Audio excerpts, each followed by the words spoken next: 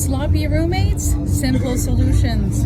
We've all dealt with or will soon deal with messy living quarters, overflowing trash cans, mildew-ridden shower floors, piled high plates in the kitchen sink. Whether your freshman roommate was randomly chosen by the school or you live with your best friend who turns out to be a total slob, messy roommates can really ruin a room's mood and possibly ruin friendships if not dealt with properly. And aside from the strain that messiness can put on relationships, it can really affect your schoolwork thanks to its drain on your motivation to be organized. Making the most of communal living area. Learning to cope with other people's lifestyles is one of the major stresses you'll face during your transition to college. Start out by agreeing on some rules and making sure that everyone is clear on how the communal space should look. My senior year suite had one bathroom, a living room, and 3 very tiny bedrooms for 6 girls. The word messy was an understatement. The first weekend, we each had our own idea of quote-unquote fun in the suite. Before heading out to the bar, Tracy and I decide to have our friends over for a party. Our other roommate, quote-unquote Denise, was a little less enthusiastic about our fun, and I guess I can't blame her. The littered floor and the loud music coming from our bedroom probably did not make for a welcoming first weekend for her. Needless to say, Denise called a suites meeting soon after to go over some ground rules. The meeting caught me off guard because the last thing I wanted was someone telling me how to live. But once it started, I realized it was a positive thing for all of us. First, each person got a chance to share her pet peeves, no matter how silly they sound, to say out loud. And then we discussed ways to avoid each other's pet peeves. One roommate, Jessie, had a real pet peeve about the trash not being emptied in a timely manner. Funny though, we quickly learned that trash was the least of our problems. One roommate, I never did find out who, had a terrible habit of leaving her birth control patch stuck to the shower wall. No one ever admitted to the deed, but addressing it in the meetings actually made the mystery stop. Apparently, the embarrassment of an open discussion was enough to make the patch bandit rethink the error of her ways. Sometimes just addressing common issues can help put an end to them. The meeting was such a success that we held similar ones on a regular basis all year to keep us all on track. I'd highly suggest that you follow a similar strategy with your roommates. Funny though, we quickly learned that trash was the least of our problems, written in italic font. Mess equals stress. For me, exam time equals major stress. I tend to look for anything and everything else to do before I sit down to study. I need complete silence to concentrate, and if there is any clutter around me, I can't focus. In fact, I use the clutter as an excuse not to study, and it's usually my own piles of clothes and dirty dishes that need to be picked up before I hit the books. Poor organizational skills really affect my study sessions. When I was in high school and I couldn't find my notebook, books, pens, and paper, I could enlist my mom's help. She stayed on my back about being organized, and if I didn't do it, she usually did. Probably not a good thing, because once I arrived at college, it was up to me to find my way and to learn a whole new set of skills that I didn't have at the time. My first trimester was rough. From the new dorm to new friends to new classes, I was a mess. From the new dorm, literally. The stress of all the change finally made me realize that I needed to change too. With my roommate's help, the two of us became more organized together. Simple things like designing a spot for common items made a world of difference. Assigning a spot for my books, jacket, keys, and bag helped me to start organizing the rest of my life. If the mess in your room is unavoidable, try going to the library to study. As discussed, most dorms also have a study lounge on each floor. It will serve as a night getaway from the clutter of your room and a great place to focus on your exam. Ways to establish order. Now, holding meetings does not necessarily ensure that all will go smoothly. Some people are stubborn and may not be willing to change their bad habits, like ordering pizza and leaving the box and uneaten slices on the table overnight. And aunts or no aunts, some people refuse to modify their behavior. Also, it can be tricky. If you are living with someone you barely know, but don't let this make you give up. If cleanliness is important to you, let them know, but do so without nagging them. No one wants to feel like she's being parented by one of her peers. I've had roommates in the past who ambushed me with cleaning rules. This approach will surely add to the already existing tension in your 10 by 12 foot dorm room. Rather than jumping on your roommates, try being polite to start the communication process. A way to avoid the appearance of nagging is to try to compromise with a sloppy roommate. Don't like the way your roommate leaves her shoes lying around the room? Set up a space for both of you to put your stuff away. That way, your roommate won't feel as though she is being told what to do, but that you're both working together to keep things in order. Take advantage of the relationship that you've built and appreciate the fact that you know your roommate on a different level than most people do. Don't put a strain on this unique relationship because of something silly, like a pile of clothes on the ground. Roommates who refuse to mend their messy ways. I'm notorious for complaining about other people's bad habits and not noticing that I too am guilty of the same thing. Before flying off the handle about your roommate's messy tendencies, take a deep breath and look at your own side of the room. Make sure that you are respectful of your roommate's space privacy before you start complaining about her mess. If all else fails, never be afraid to turn to your resident assistant RA for help. They are trained to deal with the common and uncommon issues that arise between roommates. If you, your roommate, and your RA can't find a solution for how to live with one another, it may be time to request a new roommate. That's not to say that every roommate experience will work itself out. Friends of mine have had roommates who did drugs in the room, and some even stole from them. These things are not acceptable. It's up to you to know when you've reached your limit. There is always a solution, and if need be, don't be afraid to ask for a new roomie.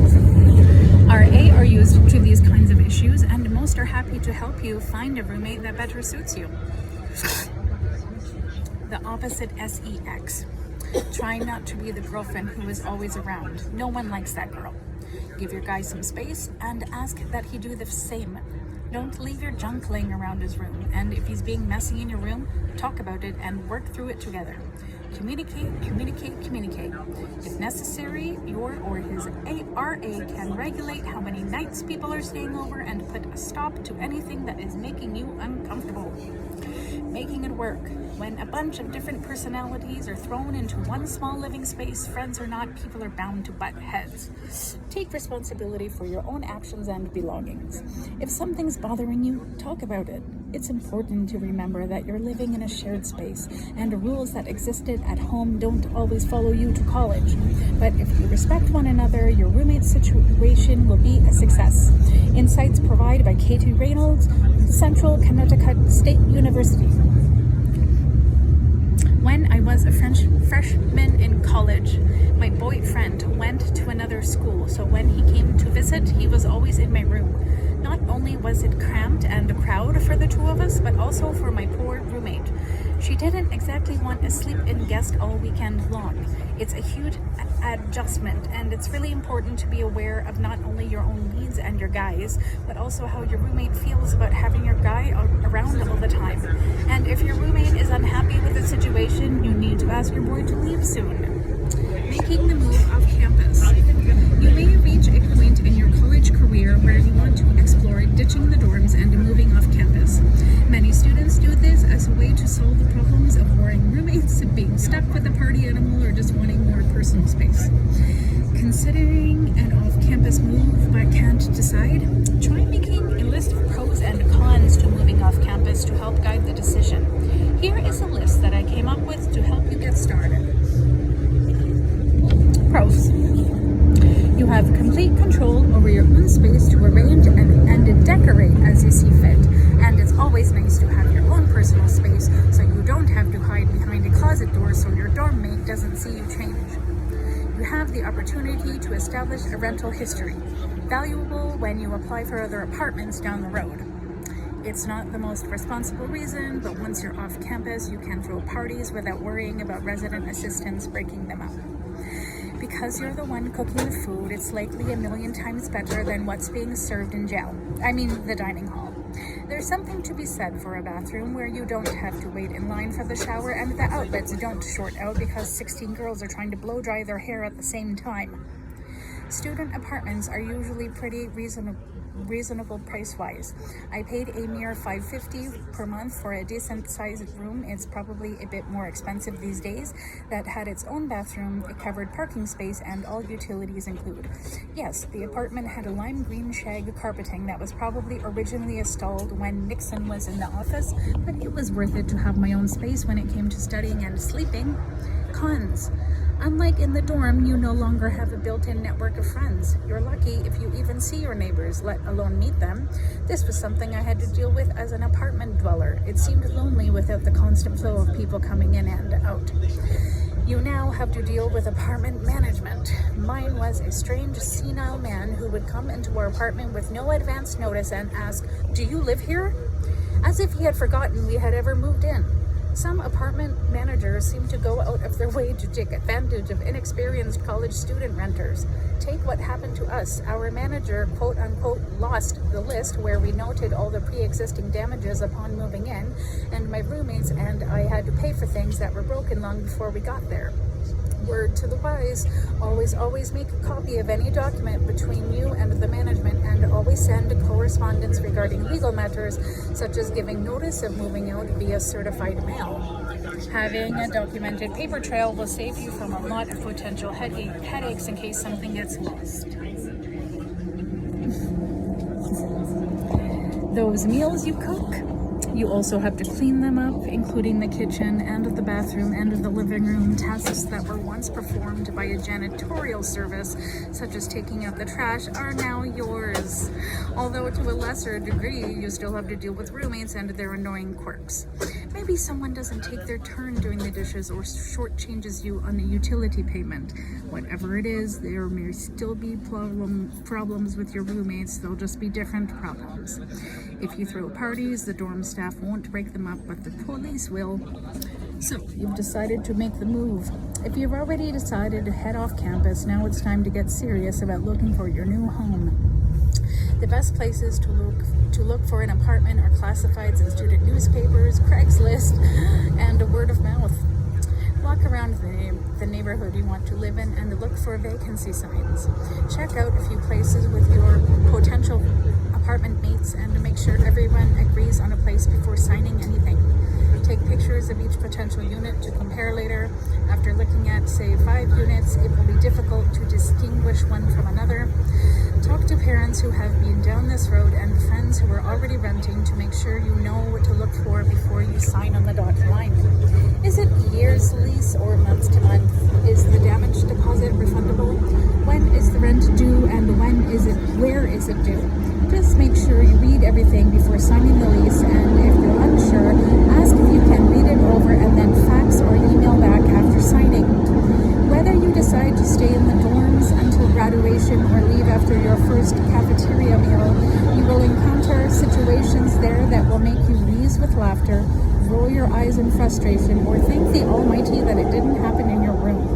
If you move off campus, you do have to take on more responsibility, but you also gain a better understanding of what it takes to make it in the post-collegiate world. And no matter where you live in college, you're in for a once-in-a-lifetime experience. Insights provided by Anna Prestick, University of Washington, Seattle. U-Cheek Essentials, sharing space, a fabulous dorm design. Your dorm room, a place where you'll be spending lots of time, should reflect who you are as a person. Love music? Try a rock icon motif. A future Anna Wintour? Deck your walls with vintage Vogue covers. Don't be afraid to truly express yourself in your surroundings, no matter how girly you want or do not want to go.